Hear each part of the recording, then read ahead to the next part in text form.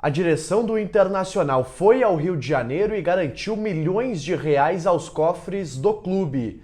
As lideranças e o discurso do técnico Roger Machado, o vestiário já mudou bastante, mas uma lesão séria que impacta diretamente no Internacional. A gente fala sobre tudo isso aqui no canal depois da vinheta.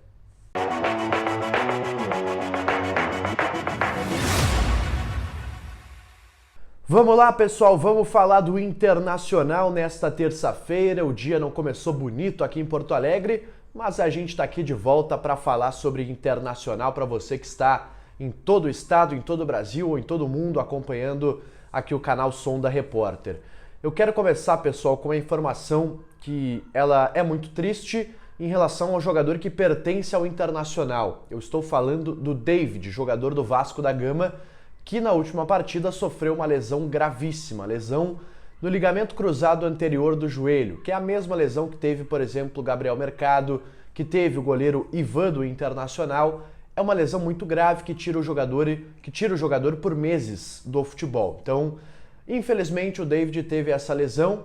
Ele estava emprestado pelo Internacional, está emprestado até o final do ano, e o Vasco já tinha uma cláusula de compra efetuada em relação a este jogador. O Vasco ainda não pagou o Internacional, mas vai ter que pagar até o fim do ano um valor de 2 milhões e 800 mil euros, algo na casa aí dos 17 milhões de reais.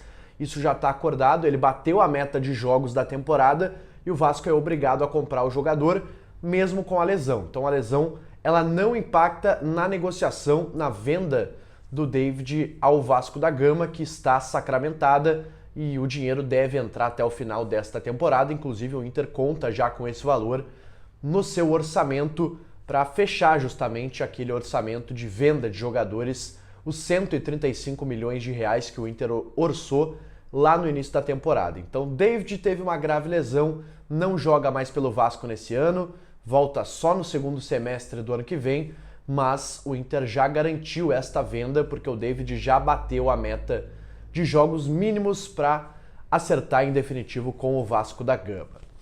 Bom, pessoal, agora quero falar sobre um pouco da vitória do Internacional contra o Vitória, sendo redundante, porque o Inter divulgou o vídeo dos bastidores, né? A gente gosta bastante, vocês como torcedores, consumidores do Inter, nós como jornalistas também gostamos bastante, né, desse tipo de conteúdo que mostra um pouco do ambiente do vestiário, aquilo que a gente não tem acesso, discursos do técnico, dos jogadores, e teve coisas importantes, pessoal, coisas interessantes nesse vídeo do Inter, começando com jogadores. Falaram Alan Patrick e Rafael Borré.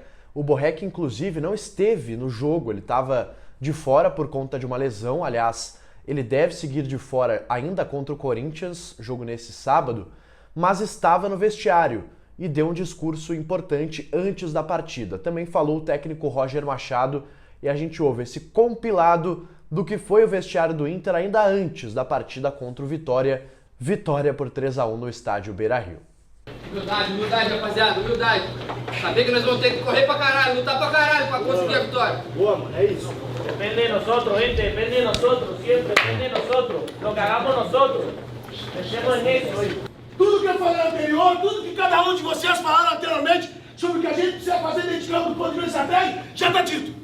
Agora, o que não pode faltar nunca é a sede e a fome de ganhar. O que a gente vai fazer dentro de campo vai depender muito do interesse que a gente vai ter. E a frase está ali. O tamanho da nossa fome é o que vai determinar o tamanho da nossa conquista. Muita fome dentro de campo de superar esse adversário difícil. Vamos trabalhar pra gente, porra.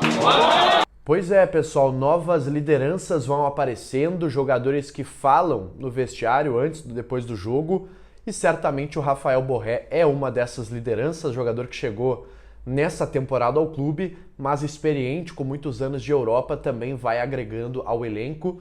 E muito legal, né? Ele que estava lesionado, compareceu ao jogo, ao vestiário, inclusive tem uma foto aí dele no camarote, né, do Beira-Rio, vendo o jogo com a sua esposa, já com o Beira-Rio completamente vazio, ele estava lá ainda. Rafael Borré, que não joga contra o Corinthians a princípio no sábado, mas o Inter entende que deve estar à disposição para o Clássico Grenal após a data FIFA. Aliás, pessoal, uma gaveta rápida, o Clássico Grenal que já tem uma data praticamente certa para acontecer. O Inter ainda não confirma de forma oficial, mas está muito próximo de ser confirmada a data do dia 20 de outubro, que seria um domingo às 4 horas da tarde no estádio Beira-Rio. Ainda se discute uma possibilidade do jogo ser no sábado à noite, a TV também estaria interessada nesse horário diferente, mas a tendência é que seja confirmado para o dia 20 às 4 da tarde, que é o melhor horário, né? Vamos ser sinceros, o jogo às 4 da tarde domingo é o melhor, sábado à noite é um horário mais complicado, principalmente para quem vem de fora. Pessoal, sobre reunião na CBF, eu trouxe ontem a informação e o vídeo aqui no canal que o Inter estava na CBF no Rio de Janeiro, o presidente Alessandro Barcelos fez essa viagem para pleitear mais alguns recursos ao Internacional. E eu explico, a CBF lá atrás, quando começou toda a questão da enchente aqui no Rio Grande do Sul, prometeu aos clubes gaúchos uma ajuda financeira para cobrir custos principalmente de logística, de hospedagem e até de aluguel de estádio. Vamos lembrar que o Inter jogou muito tempo como mandante fora de Porto Alegre, fora do Beira-Rio. Então a CBF ela ficou de pagar a hospedagem, o deslocamento, o aluguel dos estádios que o Inter jogou no Orlando Scarpelli, jogou também no Heriberto Rios, jogou na Arena Barueri. Então o Inter jogou em diversos estádios diferentes e essa ajuda foi prometida pela CBF. A CBF já havia pago cerca de 2 milhões de reais numa primeira parcela que foi paga a Grêmio e também Internacional. Agora, nessa reunião de ontem, na CBF, ficou definido que o pagamento será no total de 6 milhões de reais. O Inter receberá 6 milhões de reais da CBF, já recebeu 2 milhões e recebe uma próxima parcela de 4 milhões de reais, parcela que vai ser paga nas próximas semanas. Então, esse é o dinheiro, essa é a ajuda que foi prometida e agora está sendo cumprida pela CBF. Agora, é um valor justo? É um valor que cobre de fato o prejuízo que o Inter teve na enchente? Claro que não. Isso ameniza pouco o prejuízo que o Inter teve durante esta parada. Claro que teve os custos, por exemplo, de estádio, custo de CT, que o Inter estima aí muitos e muitos milhões de reais, podendo até bater nos 90 milhões de reais o prejuízo que o Inter teve em relação à enchente. Então esses 6 milhões, eles estão muito longe daquilo que o Inter perdeu e deixou de arrecadar. Mas já é um começo, já é uma ajuda da CBF. Deixe seu comentário aqui, o que você acha dessa situação, se a CBF tinha que dar mais dinheiro aos clubes gaúchos, tinha que passar um valor maior. Eu particularmente acho que sim, mas comenta aqui a sua opinião e a gente vai criar um debate aqui nos comentários. É isso, pessoal, eu volto num próximo conteúdo aqui no canal Som da Repórter. Já à noite a gente volta direto do CT Parque Gigante, porque hoje à tarde tem reapresentação do Internacional, treinamento aberto, e a gente, claro, vai trazer todas as informações aqui no canal.